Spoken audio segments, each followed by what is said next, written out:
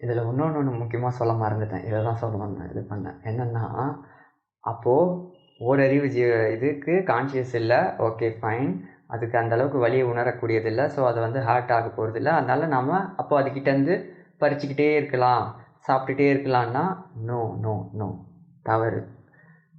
நம்ம அந்த இதை புரிஞ்சுக்கிட்டு, நமக்கு இந்த சாத்வீக கான்ஷியஸ்னஸ் கொடுத்துருக்கிறதால இது எல்லாத்தையும் இப்போ நம்ம இதை புரிஞ்சு உள்வாங்கிட்டு நம்ம என்ன பண்ணணும்னா, நாம் வந்து எப்போ நமக்கு அறிவும் ஞானமும் தெளிவும் வர வரைக்கும் தான் அதை சாப்பிடணும். புரியுதுங்களா?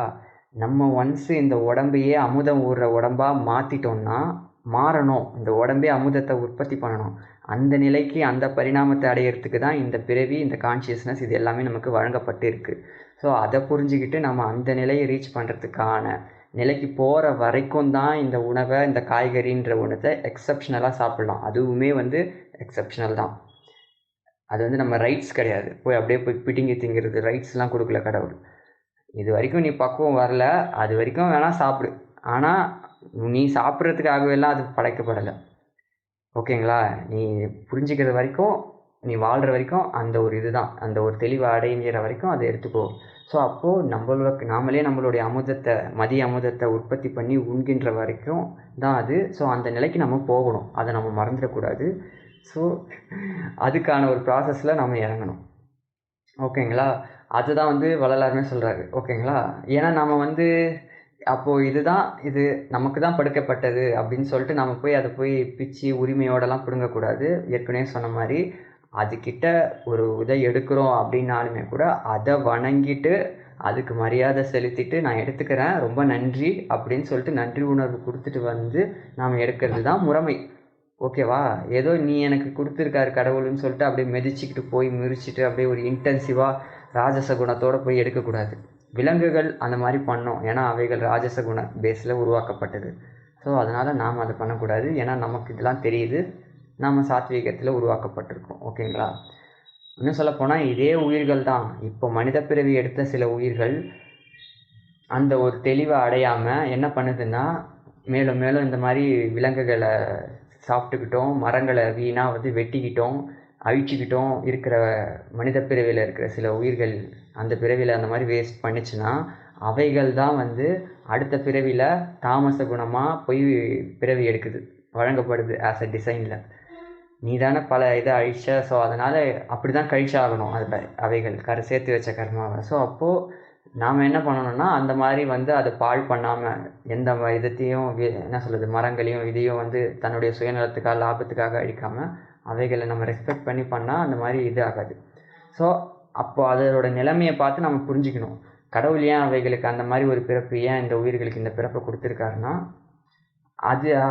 அதுவாக தேடிக்கிட்டது. இன்னும் சொல்லப்போனால் தப்பு, சாரி நான் அதை திருத்திக்கிறேன். கடவுள் அதை அந்த மாதிரி ஒரு பிறப்பை அவைகளுக்கு சேர்த்து விடலை, அவைகள் அப்படிப்பட்ட ஒரு பிறப்பை சம்பாதிச்சுக்கிடுச்சு, அப்படி தான் சொல்லணும். அதுதான் கரெக்ட். ஓகேங்களா? ஸோ அப்போது அவைகளின் மூலமாக நாம் போய் அவைகள்கிட்டேருந்து உணவை நாம் எடுத்துக்கும்போது நாம் அவைகளுக்கு நன்றி செலுத்துகிறோம்ல. ஸோ அப்போ அந்த நன்றி செலுத்துறது மூலமாக அவைகளோட கர்மான்றது குறைய ஆரம்பிக்கும் இன்னும் சீக்கிரமாக. எப்படின்னா நன்றி செலுத்துறதுனால சொல்ல வரேன். ஸோ நாம் போய் திங்கிறதுனால அதுக்கு குறையும்னு சொல்ல வரல. நன்றி செலுத்தி அதுக்கிட்ட நாம் அன்பு செலுத்துறதன் மூலமாக அவைகளுக்கும் கர்மான்றது அவைகளுக்கு சீக்கிரம் குறையும். பாருங்கள், நாம் அவைகள் மற்ற உயிர்களுடைய கர்மாவையே போக்கக்கூடிய திறனும் ஆற்றலும் மனிதனுக்கு வழங்கப்பட்டிருக்கு. ஆனால் நாம் என்ன பண்ணிக்கிட்டு இருக்கோம்னா நம்மளுடைய கர்மாவை தொலைக்கிறது எப்படின்ட்டு தலை மேலே பிச்சுக்கிட்டு இருக்கோம். எல்லாத்துக்கும் வழி இருக்குது, எல்லாத்துக்கும் முறையும் இருக்குது. ஓகேவா? ஸோ அதனால் நாம் கொஞ்சம் பொறுமையாக பார்த்தா கண்டிப்பாக கிடைக்கும். அணுக வேண்டிய முறையில் அணுக வேண்டியவர்களை அணுகினால் எல்லாம் கைகூடும், எல்லாம் அணுகும், எல்லாமே அனுகூலமாகும். ஓகேங்களா? அதுதான் விஷயம். அதுக்கு தான் நமக்கு அருளாளர் துணையும் குருவினுடைய துணையும் வழிகாட்டுதலும் இறைவன் எல்லாமே இருக்கார். ஸோ அதனால் டோன்ட் வரி, நமக்கு எப்போவுமே வழிகாட்டுதலும் உள்ளே இருந்து சொல்கிறதலும் நடந்து கொண்டு தான் இருக்கிறது. நாம் சாத்வீக குணத்தோடு இருந்தால் அதை கவனிக்க முடியும், அதனோட சிங்க் ஆக முடியும். நாம் எந்திர கதியில் ராஜச குணத்தோட மிருக குணத்தோடு நாம் வாழ்ந்துட்டுருக்கிற வரைக்கும் தின்னுக்கிட்டு இது பண்ணிக்கிட்டு அப்படியே ஒரு சாப்பிட்றது தப்பு இல்லை, ஆனால் ஒரு வெறித்தனமாக அப்படியே இது பண்ணிக்கிட்டு நம்ம வந்து ஒரு வெறித்தனமாகவே ஓடுறது, எல்லா செயலையுமே பண்ணுறது வரைக்கும் நம்மளால் ஒன்றுத்தையுமே புரிஞ்சிக்க முடியாது, ஒன்றுத்தையுமே உள்வாங்க முடியாது. ஓகேங்களா? ஸோ நம்ம கொஞ்சம் அந்த பொறுமையை நம்ம வளர்த்துக்கணும். அதுக்கு தான் நம்ம எப்போவுமே இறை சிந்தனையோடு இருக்கணும். இறைவனோட நினச்சிக்கிட்டே இருக்கணும். நான் என்ன தப்பு பண்ணுறேன்னு சொல்லு இறைவா அப்படின்னு சொல்லிட்டு உள்ளே இருந்து கேட்டுக்கிட்டே இருக்கணும்.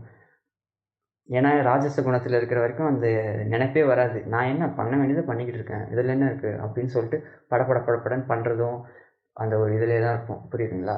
பண்ணிக்கிட்டு அதனால சோர்வாயிட்டு தாமச குணத்தை எய்திட்டு போய் படுத்து தூங்கிட்டு அதான் படுத்து தூங்குறதும் நல்லா மந்தமாக இது தூங்குற மாதிரி போய் அடித்து போட்ட மாதிரி தூங்கிட்டு காலைல மறுபடியும் எழுந்து கொஞ்ச நேரம் ஒரு தெளிவும் ஒரு சாத்விக குணத்திலே இருந்துட்டு மற்றபடி அதே தான் முக்கால்வாசி நேரம் ரிப்பீட்டு. இதுவே ரிப்பீட். அந்த மாதிரி தான் ஓடிக்கிட்டு இருக்கு நம்ம இது. ஓகேவா? அப்படி ஓடிக்கிட்டு இருக்க இதுலேயும் இப்படிப்பட்ட ஒரு இதை நாம் இப்போ பேசுகிறோம், கேட்குறோம், பகிர்ந்துக்கிறோம் அப்படின்னா இது மிகப்பெரிய ஒரு விஷயம். ஸோ இந்த குரூப்பு, இந்த மாதிரி மக்கள், இந்த மாதிரி ஆன்மாக்கள் நம்ம எல்லோரும் அப்படி இருந்து பண்ணுறது ரொம்ப ரொம்ப சிறப்பு. இது கண்டிப்பாக இறைவனோட அருள் இருக்கிறதுனால தான் இது நடக்குது. அது ரொம்ப நான் மகிழ்கிறேன். இப்படிப்பட்ட ஒரு இதில் நாம் இருக்கோம். ஒருத்தர் மாற்றி ஒருத்தர். ஏன்னா இந்த ஒரு சமயத்தில் இந்த ஒரு மாயை உலகத்தில் இந்த சமயம் அதான் வேறு குரூப் வாட்ஸ்அப்பில் எடுத்து பார்த்தீங்கன்னா டேட்டா பேஸில் அவ்வளோ இது ஷேர் ஆகும். கண்டென்ட் பூரா கண்டென்ட்டுமே டார்க் கண்டென்ட்டு, வேஸ்ட்டான கண்டென்ட்டு, மட்டமான இது தான் மெஜாரிட்டியாக இருக்கும். ஆனால் அப்படிப்பட்ட ஒரு இதுலேயும் இப்படிப்பட்ட ஒரு இதை நம்ம பேசி பகிர்ந்துக்கிறோன்றது கண்டிப்பாக நம்ம எல்லாருமே we are all blessed one. அதில் எந்த வித சந்தேகமும் இல்லை. ஓகேங்களா? ஸோ அதனால் நிச்சயமாக நம்ம தொடர்ந்து பயணிப்போம். எல்லாருமே ஒவ்வொரு ஆன்மாக்களுமே இந்த குரூப்லேயும் சரி, இந்த பிறவிலையும் சரி நம்ம உயரப் போகிறோம். அதில் எந்த வித சந்தேகமும் இல்லை. ஸோ பயணிப்போம். மகிழ்வோட இறைவன் துணை நமக்கு இருக்குது. நன்றி.